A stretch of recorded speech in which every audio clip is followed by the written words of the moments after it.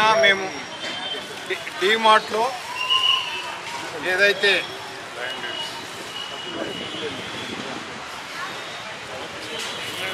ఇక్కడ ఎట్లా ఏ రకంగా పురుగు ఉందో చూడండి. ఈ పురుగులో ఈ రకంగా పురుగులు ఉన్నాయి. యాక్చువల్లీ మళ్ళీ చిన్నపిల్లలు తిన్నారు. ఎయిర్ ప్యాక్ చేసినటువంటిది, సీల్డ్ చేసినటువంటిది. దీంట్లో మేము తీసుకెళ్ళి ఇంటికి వెళ్ళి తీసుకపోతే దాంట్లో అన్ని పురుగులు అయిన తర్వాత ప్రతి దాంట్లో కూడా నల్లగా పురుగులు ఉన్నాయి. దీని మీద మేము కంప్లైంట్ చేస్తే మేము కాదు ఇది మనం మ్యానుఫ్యాక్చర్ చేసేది, మేమైనా తెచ్చి అమ్ముతామని ఏదైతే నిర్లక్ష్యమైన సమాధానం ఉంది.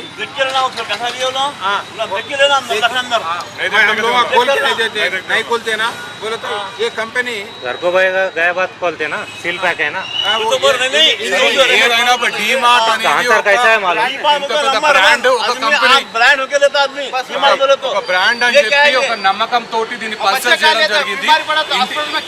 ఇంటికి వెళ్ళి చూసిన తర్వాత ఇంట్లో పురుగులు వెళ్ళడం జరిగింది.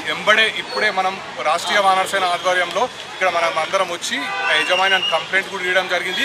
దీనిపైన లీగల్గా కన్స్యూమర్ కోర్టుకి వెళ్ళి డీమార్ట్కి నోటీస్ ఇవ్వబోతున్నాం మనం త్వరలో. డీమార్ట్ ఈ కంపెనీ కూడా లైన్ డేట్స్ ఏదైతే కంపెనీ ఉందో తమిళనాడు కంపెనీ, దీన్ని కూడా రేపు కోర్టులో కన్స్యూమర్ ఫోరంలో ఛాలెంజ్ చేసి ఈ యొక్క ప్రజలకు ఏదైతే ఉందో నమ్మకంతో కొనే దాంట్లో కల్తీ జరగకుండా అయిన తర్వాత ఇలాంటి చిన్నపిల్లలు తింటేస్తారు. తింటే మోషన్స్ పెట్టి ఇదైతే ఎవరు సమాధానం చెప్తారు? వీళ్ళు ప్యాకెట్ మనం వచ్చి ఇప్పి చూసుకోలేము, ఇంటికి పోయిన తర్వాత చూసుకోవాల్సిందే.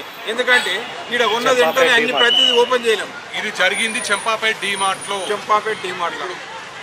అయితే ఇప్పుడు గత 2 రోజుల సంది కూడా మనం చూస్తున్నాం కోవా పైన కూడా ఏ విధంగా జరుగుతుందో కల్తీ. ఈ రకంగానే ప్రతి చోట కల్తీ ఉంది. రాష్ట్ర ప్రభుత్వం పట్టించుకుంటలేదు. ప్రజల ఆరోగ్యాలతోటి చెలగాటమాడుతుంది. ముఖ్యమంత్రి గారు కనీసం మీరు ఆరోగ్య శాఖ పైన ఒకసారి మీరు నజర్ పెట్టండి. ఫుడ్ ఇన్స్పెక్టర్లు కానీ ఇంకోవర్ కానీ అసలు ఏం చేస్తున్నారు? ప్రతిరోజు ఏదో ఒక, ఇప్పుడు మేము అలా రిజిస్టర్ బుక్ చెక్ చేస్తాము, రోజు ఏదో ఒకటి డ్యామేజ్ అంటే కల్తీ ప్రోడక్ట్ మీద కంప్లైంట్ వస్తుంది. రోజు ఏదో ఒకటి అలా రిజిస్టర్లో మేము చెక్ చేస్తాం. ఇప్పుడు సో వీళ్ళకు న్యాయబద్ధంగా చట్టబద్ధంగా త్వరలో రాష్ట్రీయ వానర సేన ఆధ్వర్యంలో బుద్ధి చెప్పబోతున్నాం.